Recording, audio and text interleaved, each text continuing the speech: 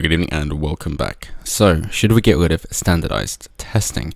The point of this was, of course, to be able to get rid of teachers favouring students, and indeed to try and enable a more objective and accurate view of how well individual schools, and by extension individual students, were also doing in terms of their education. It was also to try and raise the standards of these schools in order to ensure that the students received a better level of education, because the teachers and the schooling and the managers at those schools would be aware that they would be judged in a way that was blind. It was objective. The tests are standardized. It doesn't favour anybody in particular. It also, of course, means that you do not have to worry about gender, sex, or race, or ethnicity, or anything like that, because the marking on the tests themselves are blind to all that, in which case it doesn't matter. It is a standardized test. Of course, if you wish, you can go into a bit more detail to say, well, men and women are different, and therefore male and female brains are also slightly different. So there is evidence to suggest that men or boys perform better on multiple choice questions than women do. You can then put in your own reasoning for why that might be the case. If it's men infer things better with a sense of logic, whereas women have a better sense of memory if no suggested answers are given, that's down to yourself to draw your own conclusions. I'm just telling you the results. So there are things like that that could be argued to play a part, but the key things to change the education is to do with the teaching, right?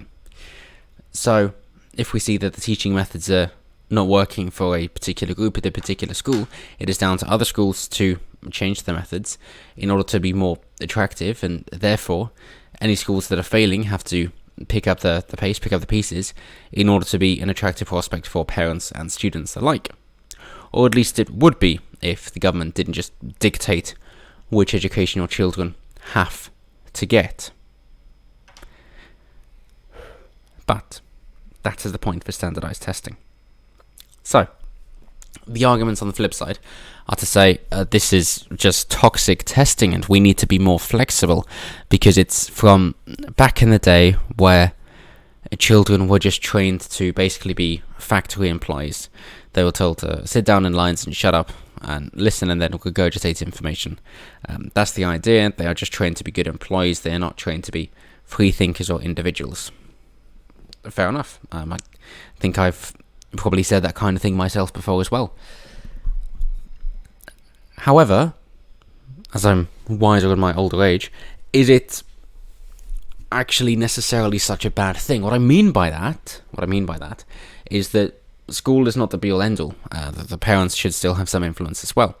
And if somebody's hoping to be an individual and go against the world, obviously they do need some semblance of core education and knowledge to start with. And if they don't have the character in order to try and find their own path in school, when vast majority of things are given to them because they are a child after all, and they don't have so many stresses which are life and death, then chances are they're not going to make it once the other stresses do start piling on, and people are actively seeking to take them down because they are viewed as competition.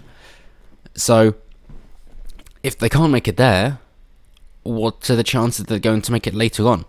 And this is reflected by, as I say, with the way that schools decide to teach in order to try and bolster female grades in standardized testing at the expense of males, is that sure, it might have that effect for the majority. Except, of course, that does mean then that the minority of men, or boys, who are better at resisting such, what's the buzzword, oppression, why not, let's use their own words against them, that the absolute minority, tiny minority of boys that are more capable of being individual despite this and persevering all through, mean that they build up that resilience much earlier, much stronger, at a much younger age. So then when they do leave school and get into the real world, as they say, there's a reason the real world is called the real world after leaving the institution of education, that they can face the the difficulties that life will throw at them, and having to deal with people that do not actively want the best for them, because that's kind of what they're used to, and therefore will succeed even more than men had before them, which just then makes the gap even worse for feminists that are trying to stop men from being the top achievers, as that is simply what it comes down to, because now they're building up a tiny minority of stronger men who have faced difficulties much greater at a much earlier age. And in doing so, of course, then the top CEOs, top earners and all that are still men. In fact, maybe more so men, because the ones who have been given things to them, ergo the women in this case, if that's the idea, cannot deal with those difficulties because they haven't been taught how to think, simply what to think, and had things given to them, which is then doing them a great disservice. And also, of course, the majority of boys then will suffer because of it, because most of them will have been beaten down, as was the intention. And then this is rinsed and repeated and exacerbated because they don't quite seem to understand the effects of what they're doing. But there we go. That is the process. So, with all that in mind, will stopping standardized testing change this? No. No, it won't. Okay. What will it do then? Well, it will enable teachers, or it'll give them more work, which I don't think they'll be best pleased with, but nonetheless, it will give them more work in order to assess the student's complete character, and every student that they're teaching, their complete character as well, in order to discern how well they're doing and give will act as a character witness, essentially, as a longitudinal case study for any future education prospects or other teachers to take them on. And they will have to, therefore, understand the ins and the outs of every student that they have every year, which is essentially impossible. In which case, they are going to have to grade them against a set list of criteria that they will agree upon and use. And therefore, these will become standardized and be used as a way of testing how well the student is performing. And you'll end up with a standardized test. Oh.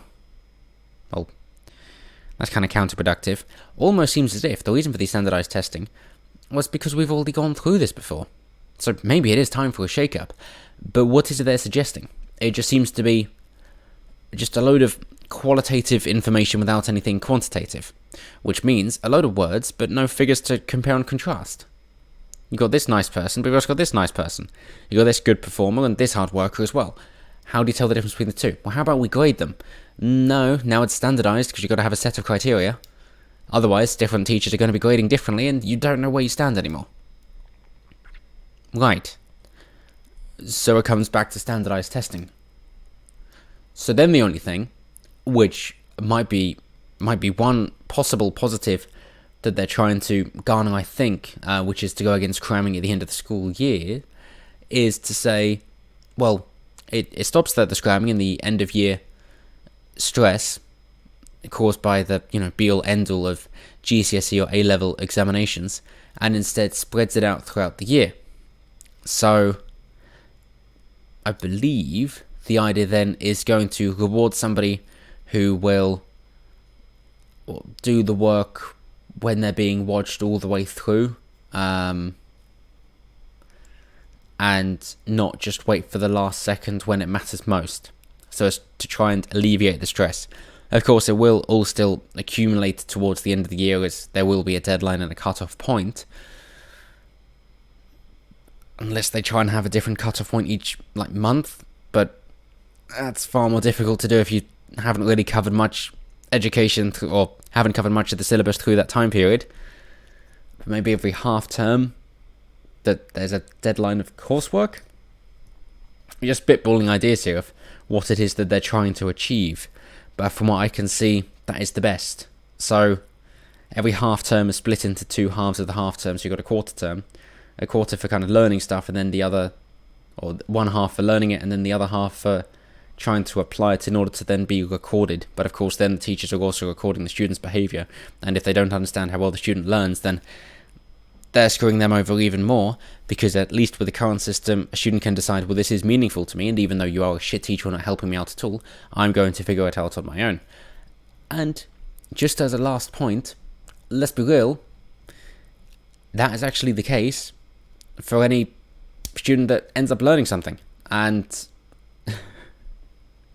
I think that is where the importance on teachers is misplaced, insofar as it is not really down to the teacher to teach the student for the vast majority of cases. When you get to specialized cases, then by all means it's different, and you actually need a mentor or a guide instead of a teacher. But the teacher just needs to show the student how what they're trying to teach is important and meaningful, and by doing that, the student will just decide that they wish to learn however they can on their own. And if they then need a bit more help applying that knowledge from the teacher, then by all means.